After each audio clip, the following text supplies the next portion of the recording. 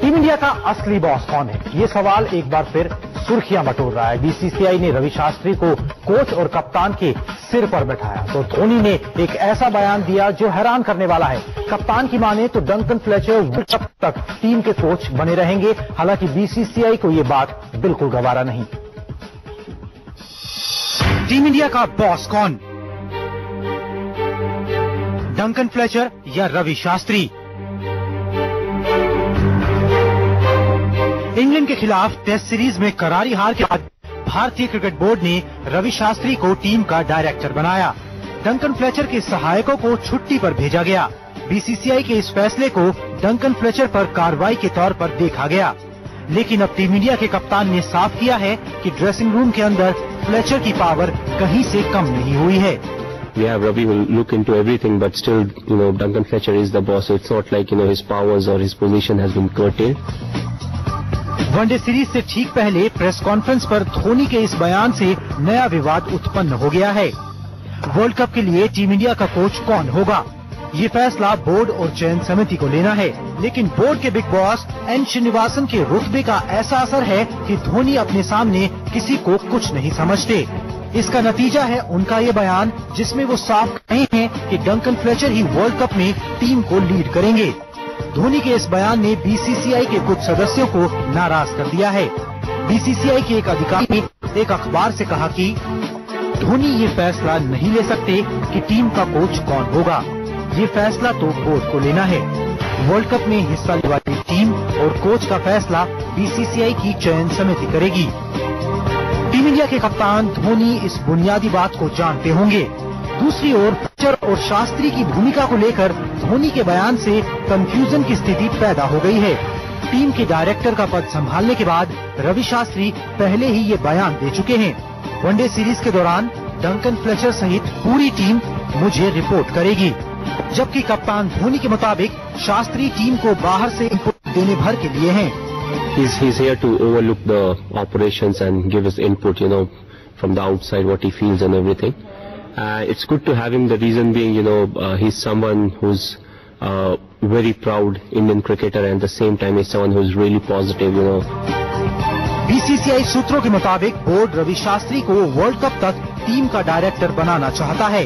ऐसे में धोनी के बयान ने टीम इंडिया और बीसीसीआई के लिए एक नई मुश्किल पैदा कर दी है। तो टीम इंडिया का बिग बॉस कौन है, इस पर बात करने के लिए वरिष्ठ खेल पत्रकार शेखर लूथरा हमारे साथ स्टूडियो में मौजूद हैं।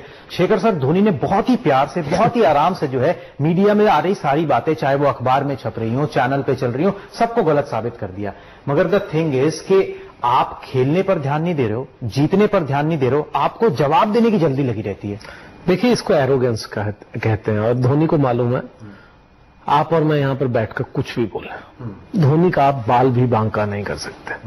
और ये धोनी ने करके बार बार दिखाया, घटिया क्रिकेट खेल कर दिखाया, टीम को इस लेवल तक पहुंचाने तक उनका पूरा बहुत बड़ा योगदान रहा है, अपनी टीम खिलाने में उनका बहुत बड़ा योगदान रहा है, और उन्होंने जो कहते हैं लंगड़े घोड़ों की जो एक टीम खड़ी कर दी है, वो उसमें उनका योगदान रहा।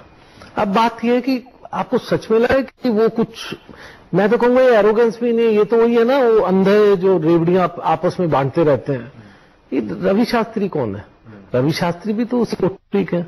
रवि शास्त्री को लाकर जो कहते थे ना, गेम को कहीं और की तरफ अटेंशन डाइवर्ट कर दी।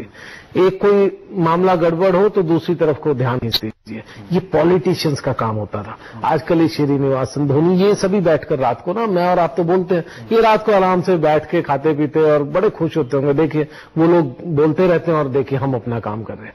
ये रवि शास्त्री को लाना एक ठीक इसी तरह का है, फेस सेवर, बात को घुमाने की बात। और तीसरी बात, रवि शास्त्री उस कोटरी के सबसे बड़े मेंबर हैं जिन्होंने इस क्रिकेट को यहां तक पहुंचाया गया।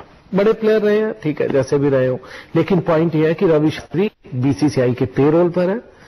रवि शास्त्री उन सब लोगों से ज्यादा कल्प्रिट हैं रवि शास्त्री, क्योंकि ये एग्जैक्टली पेरोल पर पैसा ले रहे थे। ये श्रीनिवासन तो अलग तरह से खींच रहे हैं पैसा, धोनी को खेलने का मिल रहा है, लेकिन रवि शास्त्री को सिर्फ क्रिकेट का जो गलत हो रहा है क्रिकेट को उसको सही साबित करने का पैसा मिल रहा है। छोटा सा जवाब चाहूंगा, बहुत छोटा सा, क्या इससे खेल का नुकसान नहीं हो रहा? ये गेम तो समझ में आ रही है कि श्रीनिवासन के साथ है सब कुछ, श्रीनिवासन डिफैक्टो बॉस है, मगर इससे खेल का नुकसान नहीं हो रहा?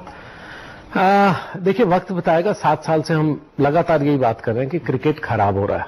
आज हम उस जगह पर आ गए जहां पर 2-2.5 घंटे में आपकी गेम खत्म हो जाती है। क्रिकेट और हॉकी सिर्फ 2 जो फॉर्मेट था इनको ट्वीक किया गया। हॉकी ने अपना ग्रास से कलात्मक हॉकी से एकदम शिफ्ट किए। आज हॉकी कहां है? इवन नीदरलैंड्स, ऑस्ट्रेलिया में भी कोई देखना नहीं चाहता। अब क्रिकेट की बारी आई है। ना फुटबॉल ने ऐसा किया, ना किसी और बड़ी गेम ने, टेनिस ने ये सब किया।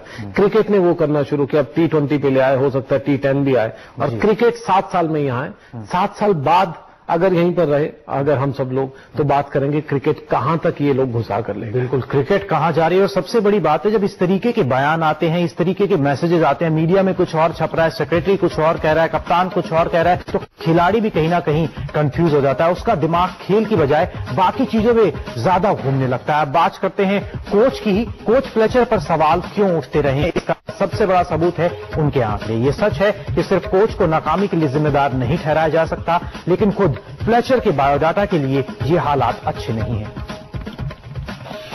3 साल पहले इंग्लैंड में ही भारतीय टीम की कोचिंग की जिम्मेदारी संभालने वाले डंकन फ्लेचर 3 सालों में टीम इंडिया को कहां ले गए हैं, इंग्लैंड में ही ये साफ नजर आ रहा है। उस समय टीम 0-4 से हारी थी, अब उसे 1-3 से मात खानी पड़ी है।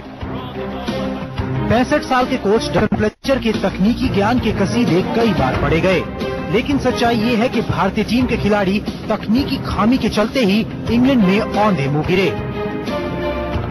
इंग्लैंड दौरे पर फ्लेचर की अगुवाई में युवा और भविष्य की टीम इंडिया की पोल सबके सामने खुल चुकी है। मनपसंद सपोर्ट स्टाफ और पूरा वक्त देने के बाद भी हेड कोच नतीजे नहीं दे पाया है। हालत बद से बदतर होती जा रही है और आंकड़े इसकी गवाही देते हैं।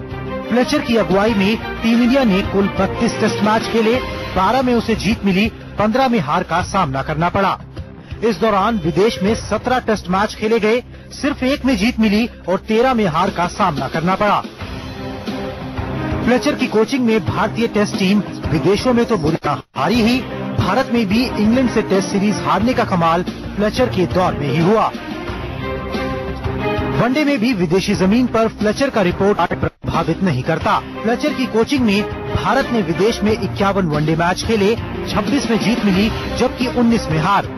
इनमें से अगर बांग्लादेश, जिम्बाब्वे और श्रीलंका में हुए मैचेस को हटा दिया जाए तो सच्चाई सामने आ जाती है। 31 वनडे मैचेस में से भारत को 11 में जीत मिली, 15 में हार का सामना करना पड़ा।